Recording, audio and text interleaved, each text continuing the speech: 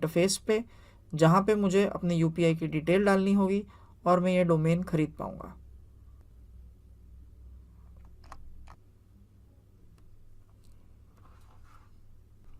ये देखिए दोस्तों, जब एक बार आप डोमेन नेम खरीद लेते हैं तो आप बिगरॉक के इस तरीके के पैनल में आ जाते हैं, सारी चीज़ें मिलेगी।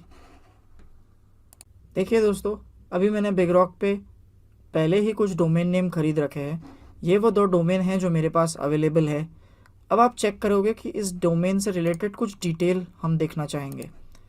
मैं ये डोमेन नेम पे क्लिक करता हूँ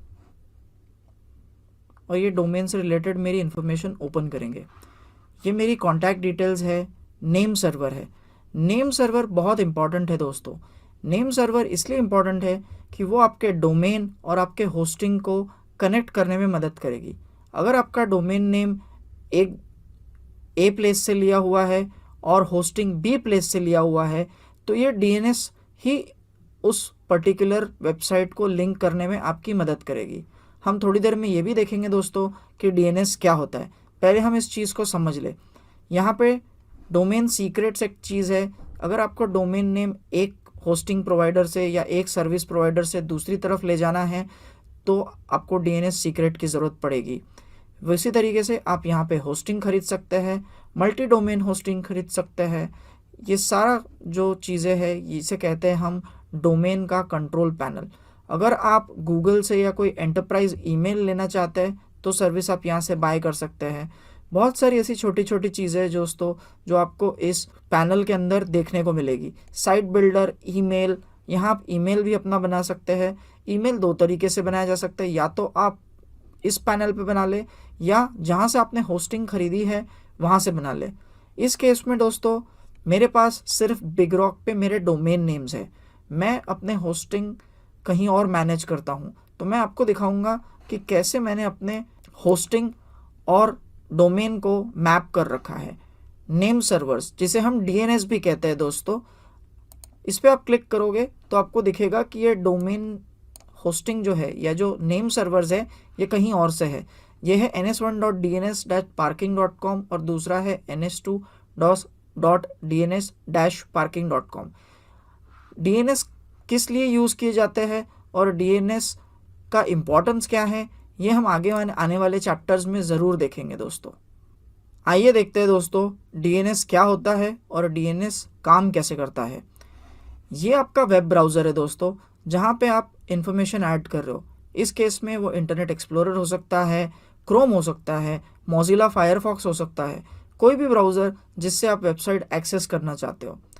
ये वो सर्वर है जहाँ पे आपकी वेबसाइट होस्ट हो रखी है और बीच में जो आपको दिख रहा है दोस्तों वो है डीएनएस। डीएनएस का मतलब है ये इस तरीके का एक ट्रैफिक राउटिंग है जिससे आपकी वेबसाइट और ब्राउज़र की रिक्वेस्ट को मैनेज किया जाता है। फॉर एग्जांपल, जैसे ही आप अपने वेब ब्राउज़र में किसी वेबसाइट का नाम टाइप करोगे, जैसे कि amazon.com, web browser DNS server से पूछेगा कि इस वेबसाइट का आईपी एड्रेस क्या है और मुझे उसके कंटेंट चाहिए। अब ये डीएनएस सर्वर पता लगाएगा कि अमेज़ॉन का आईपी एड्रेस क्या है और उसके कंटेंट क्या है। डीएनएस सर्वर दुनिया के सारे वेबसाइट का रिकॉर्ड अपने डिक्शनरी में जमा कर रखा है। ये एक बहुत बड़ी डायरेक्टरी या डिक्शनरी है जिस पे वेबसाइट से रिलेटेड आईपी एड्रेसेस की इंफॉर्मेशन बनी हुई होती है। यही डीएनएस सर्वर है जो आपको वेबसाइट एक्सेस करने में मदद करेगा। ये हमेशा उस आईपी एड्रेस के थ्रू सही कंटेंट को पॉइंट करेगा जहाँ पे वेबसाइट स्टोर है। जैसे कि आपको दिख रहा है, यहाँ से रिक्वेस्ट गई, फिर डीएनएस सर्वर ने कहा कि इस वेबसाइट का आईपी एड्रेस ये है, फिर इस क्लाइंट ने यानी आपके ब्राउज़र ने एक चक्कर लगाया वेब सर्वर्स का और वेब सर्वर ने आपके ब्राउज़र को वो इन्फॉर्मेशन यहाँ पहुँचा दी। इस तरीके से डीएनएस काम करता है दोस्तों। डीएनएस अपने आप में एक बहुत बड़ी डायरेक्टरी आप मान के चल सकते हो। अब डीएनएस किस प्रकार के हो सकते हैं? डीएनएस अलग अलग प्रकार के हो सकते हैं। एक है आईएसपी डीएनएस। आईएसपी डीएनएस का मतलब है जिस का आप इंटरनेट यूज़ कर रहे हो। हर इंटरनेट प्रोवाइडर का कोई ना कोई डीएनएस होता है, चाहे फिर वो जियो फाइबर हो, एयरटेल हो या दूसरी कोई सर्विस प्रोवाइडर्स हो। गूगल डीएनएस एक ओपन डीएनएस है दोस्तों।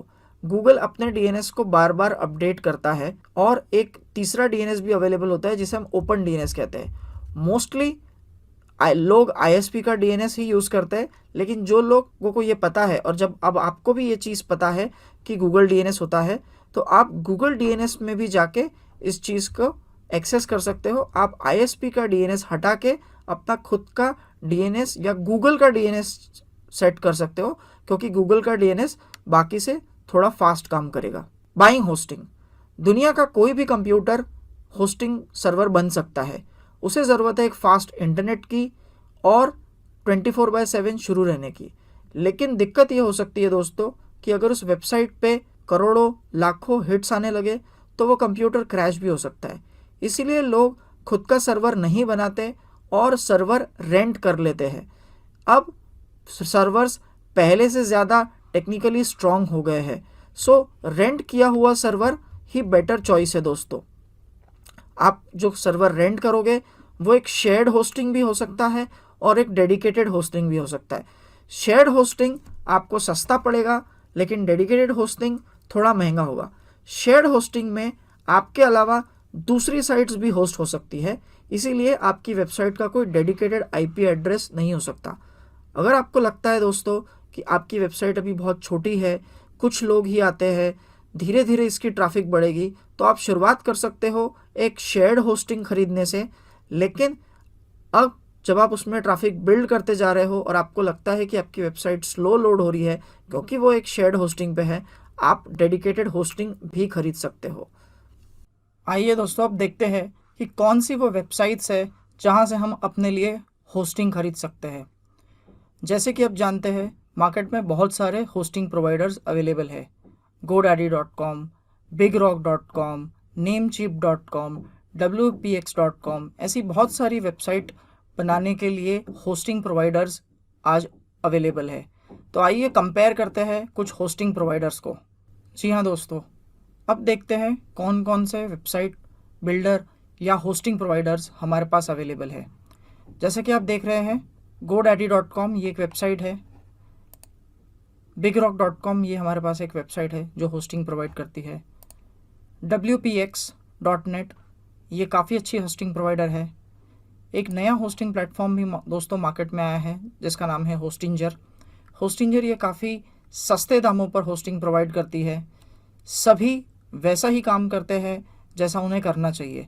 आजकल सारे hosting providers WordPress optimised hosting provide करते हैं। वर्डप्रेस ऑप्टिमाइज्ड होस्टिंग का मतलब है कि जिस पे आपकी वर्डप्रेस वेबसाइट स्मूथली चल सके। अगर आपके अपने लिए पहली वेबसाइट बनाना चाहते हैं और आप चाहते हैं कि आप कम खर्चे में अपनी वेबसाइट शुरू कर सके, तो होस्टिंजर ये एक बहुत अच्छा प्लेटफॉर्म है दोस्तों। आइए देखते हैं वर्डप्रेस के कौन कौन से प्लान्स होस्टिंजर पे अवेलेबल है। यहाँ से हम होस्टिंग में जाएंगे। बहुत सारे ऑप्शंस अवेलेबल है दोस्तों। Shared hosting, cloud hosting, WordPress hosting, VPS, Minecraft hosting, Windows VPS। VPS hosting का मतलब है कि आपका वर्चुअल प्राइवेट सर्वर जिस पे आपकी ही वेबसाइट अपलोड होगी। शेयर्ड होस्टिंग और वर्डप्रेस होस्टिंग ये ऐसी वेबसाइट्स है जहाँ पे आपके अलावा दूसरी वेबसाइट भी होस्ट होगी और आपकी होस्टिंग स्पेस दूसरों से शेयर्ड होगी। क्लाउड होस्टिंग ये ऐसी होस्टिंग प्रोवाइडर या होस्टिंग सर्विस जिसे हम कह सकते हैं जिसमें आप अपनी डेडिकेटेड वेबसाइट को अपलोड कर सकते हैं। हमारा आज का टॉपिक होगा वर्डप्रेस होस्टिंग।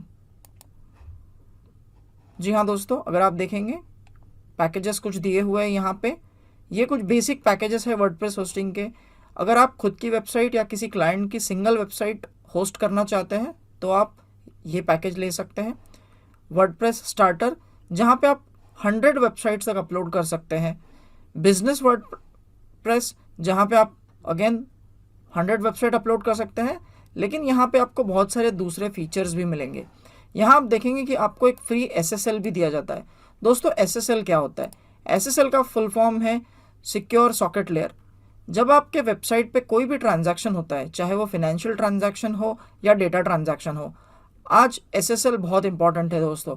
अगर आपके वेबसाइट पे SSL सर्टिफिकेट नहीं है तो लोग आप पे बिलीव नहीं करते। उन्हें लगता है ये वेबसाइट स्कैम है या हमारा डेटा चुरा लेगी। अगर आपको पता करना है कि उस वेबसाइट पे SSL सर्टिफिकेट है या नहीं, तो आप अपने डोमेन नेम के बाजू में एक इस तरीके का लॉक आइकॉन होगा, यहाँ क्लिक करेंगे तो आपको दिखेगा कि इस पर सर्टिफिकेट अवेलेबल है या नहीं। तो अगर आप देखोगे तो इसके सारे होस्टिंग प्रोवाइडिंग प्लेटफॉर्म में SSL सर्टिफिकेट फ्री दिए जा रहे हैं। इसका मतलब है कि आप कोई भी होस्टिंग ले होस्टिंजर से, आपको SSL सर्टिफिकेट फ्री मिलने वाला है। अब हम देखेंगे कि इस पर्टिकुलर होस्टिंग को खरीदते कैसे है। यहाँ पे ऐड टू कार्ट बटन है, हम ऐड टू कार्ट पे क्लिक करेंगे। अब हमसे वो पूछेगा कि आप कितने समय के लिए लेना चाहते हैं, आपका नाम, पेमेंट इन्फॉर्मेशन, ये सारी चीज़ आपको ऐड करनी पड़ेगी। अगर आप गूगल पे करते हैं तो गूगल पे कर सकते हैं।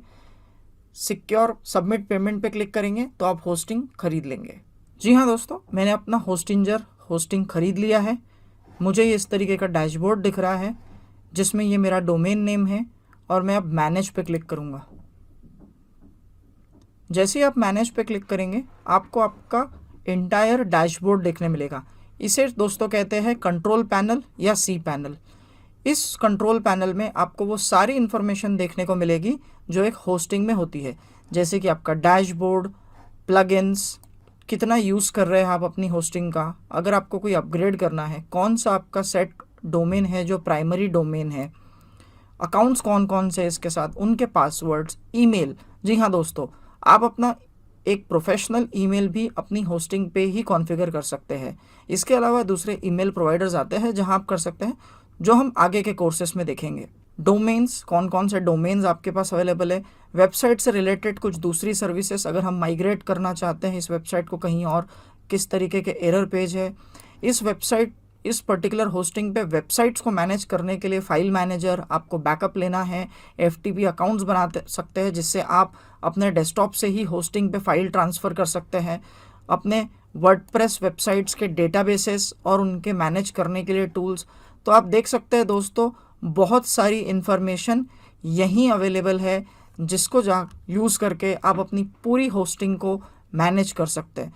तो आइए दोस्तों देखते हैं कि एक होस्टिंग पे हम किस तरीके से वेबसाइट बना सकते हैं। अब सबसे पहले हम देखेंगे डैशबोर्ड को। हम डैशबोर्ड पे जाएंगे तो अभी जो ऑलरेडी वेबसाइट मैं रन कर रहा हूँ, ये वेबसाइट से रिलेटेड सारी चीज़ें यहाँ आपको दिखेगी। अब मैं आपको दिखाऊंगा दोस्तों कि कैसे हम एक नई वेबसाइट यहाँ कॉन्फ़िगर करेंगे।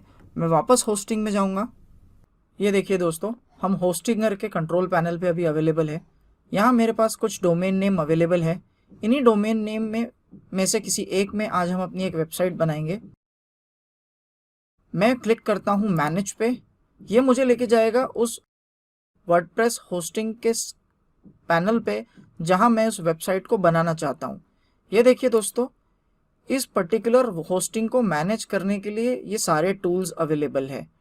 आप उस वेबसाइट पे अपना ईमेल एड्रेस बना सकते हैं, डोमेन नेम सेट कर सकते हैं, वेबसाइट से रिलेटेड इंपोर्ट एक्सपोर्ट, माइग्रेशन, एक वेबसाइट को दूसरी वेबसाइट पे इंटीग्रेट करना, माइग्रेट करते जाना, एक वेबसाइट को दूसरे होस्टिंग पे ले जाना, ये सारे फीचर्स आप यहाँ से एक्सेस कर सकते हैं। फाइल्स वो सेक्शन है दोस्तों जहाँ से आप अपनी वेबसाइट की सारी फाइल्स को मैनेज कर सकते हैं, चाहे फिर वो होस्टिंग से रिलेटेड हो या अपने वेबसाइट पे कोई नई फाइल अपलोड की हो। डेटाबेस ये वो चीज़ है दोस्तों जहाँ पे आपके वेबसाइट से रिलेटेड डेटाबेस होंगे। जी हाँ दोस्तों, वर्डप्रेस वेबसाइट का बैकएंड हमेशा PHP MyAdmin ही होगा या PHP डेटाबेस ही होगा। इस डेटाबेस में आपकी वो सारी इन्फॉर्मेशन स्टोर होगी जो आप वेबसाइट पे लिखते हैं। वेबसाइट हमेशा रन टाइम बेसिस पे ही जनरेट होगी दोस्तों। यहाँ कुछ एडवांस फीचर्स है जहाँ पे अपना DNS चेंज कर सकते हैं और PHP से रिलेटेड कुछ कॉन्फ़िगरेशन कर सकते हैं। ये एडवांस फीचर है दोस्तों। जैसे जैसे आप अपनी वेबसाइट्स बना के यूज़ करना शुरू करेंगे, आप इन वेबसाइट्स के फीचर्स के बारे में भी जानते जाएंगे। कुछ दूसरी चीज़ें भी है जैसे IP मैनेजर। आप